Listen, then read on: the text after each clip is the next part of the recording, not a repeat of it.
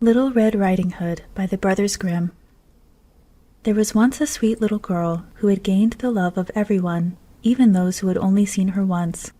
She had an old grandmother who knew not how to do enough for her, she loved her so much. Once she sent her a little cloak with a red velvet hood, which became her so well that she obtained the name of Little Red Riding Hood.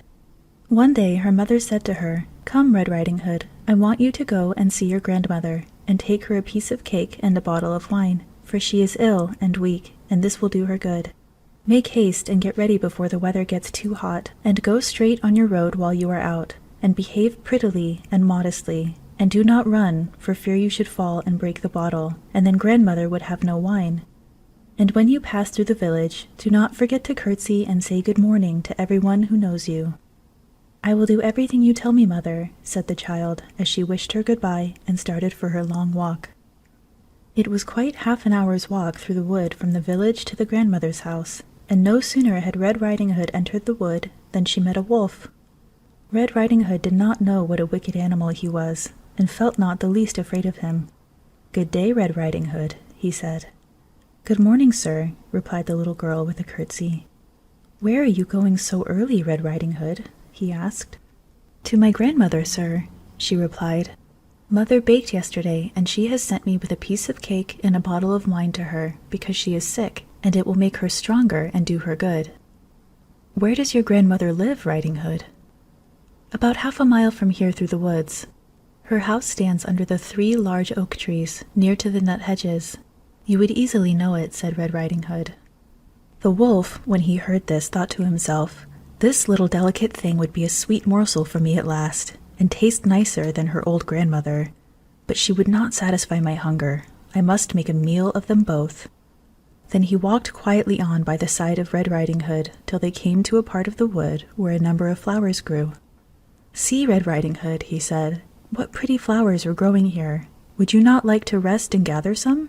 And don't you hear how sweetly the birds are singing? You are walking on as steadily as if you were going to school, and it is much more pleasant here in the wood." Then Red Riding Hood looked up and saw the dancing sunbeams shining between the trees and lighting up the beautiful flowers that grew all around her, and she thought, "If I were to take my grandmother a fresh nosegay, it would make her so pleased. It is early yet, and I have plenty of time." So she went out of her way into the wood to gather flowers, and when she had picked a few, she saw some more beautiful still at a little distance, so she walked on farther and farther till she was quite deep in the wood. Meanwhile the wolf went straight on to the grandmother's house and knocked at the door. "Who is there?" "Little Red Riding Hood," replied the wolf, imitating the voice of the child. "Mother has sent me with a piece of cake and a bottle of wine for you. Open the door." "Lift up the latch and come in," she replied. "I am too weak to get up." So the wolf lifted the latch, and the door flew open. Then he rushed in, sprang upon the poor old grandmother, and ate her up. Then he shut the door, dressed himself in the old woman's nightgown and nightcap, and laid down in the bed to wait for Red Riding Hood. After Red Riding Hood had gathered as many flowers as she could carry, she found her way back quickly to the right path, and walked on very fast till she came to her grandmother's house and knocked at the door. "Who is there?" said the wolf, trying to imitate the grandmother. His voice was so gruff, however, that Little Red Riding Hood would have been frightened, only she thought her grandmother had a cold. So she replied, "It's Little Red Riding Hood. Mother sent you a piece of cake and a bottle of wine." "Lift up the latch and come in," said the wolf. So Red Riding Hood lifted the latch and went in. When she saw her grandmother, as she thought, lying in bed, she went up to her and drew back the curtains, but she could only see the head, for the wolf had pulled the nightcap as far over his face as he could. "Good morning," she said, but there was no answer. Then she got on the bed and cried out, "Oh, grandmother, what great ears you've got!" "The better to hear with, my dear," he said. "And what great eyes you have got!" "The better to see with, my dear." "And grandmother, what large hands you have got!" "The better to hold you, my dear." "But, grandmother, what great teeth you have got!" cried Red Riding Hood, who began to be frightened. "The better to eat you!" cried the wolf, jumping from the bed. And seizing poor Red Riding Hood, he swallowed her up at one mouthful. Now, as soon as the wolf had satisfied his hunger, he laid himself in the bed and snored so loudly that he could be heard outside.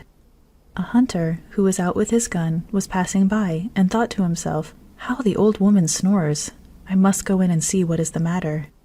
Then he stepped into the room, and when he came to the bed he saw the wolf lying on it. "Oh, you old sinner," said the hunter, "have I found you at last? I have been seeking you a long time, Mr. Wolf." He was just going to raise his gun when he missed the old grandmother, and thinking that the wolf might have swallowed her, he remembered she might yet be saved. So he would not shoot, but taking a pair of scissors, cut open the stomach of the sleeping wolf. How surprised he was to see the smiling face of Red Riding Hood peep out at the first snip, and as he cut further, she sprang out, exclaiming, "Oh, I have been so frightened! It was dreadfully dark in the wolf's stomach." Then they helped out the old grandmother, who was also unhurt and living, but she could scarcely breathe. The wolf awoke too late to save his own life. He sank back on the bed and died, and the hunter had his skin. After this they all sat down very contentedly and drank the wine and ate the cake which Red Riding Hood had brought, and then the hunter took the little girl safely home. "Ah," she thought, "I will never go out of my way to run in the wood again, when my mother has forbidden me." It is related that once after this, when Little Red Riding Hood was going again to her old grandmother with some of the nice things her mother had made, another wolf spoke to her, and wanted to entice her out of the way. But Red Riding Hood was on her guard, and went straight forward without stopping till she came to her grandmother's house. "Oh, grandmother," she said, "I met a wolf who wished me good day, but he looked at me with such wicked eyes that if I had not been in the street I am sure he would have eaten me up."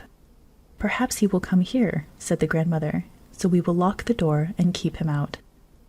Sure enough, soon after the wolf came to the door and knocked, crying, "Open the door, grandmother, I am Red Riding Hood, and I have brought you some cake and wine." But all remained silent, and the door was not opened. Then the sly old thief prowled around the house, and at last sprang on the roof to wait till Red Riding Hood went home in the evening, that he might seize her in the dark and devour her. But the grandmother knew what was in his mind.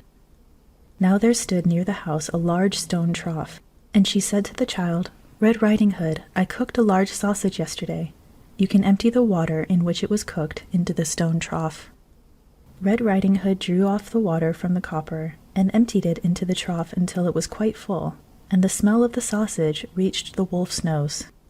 He sniffed and looked down, till at last he stretched his neck out to such a distance that he lost his balance, and fell from the roof into the great trough of water and was drowned. Red Riding Hood went home that evening in happiness and safety, and no one attempted to hurt her on the road. The end.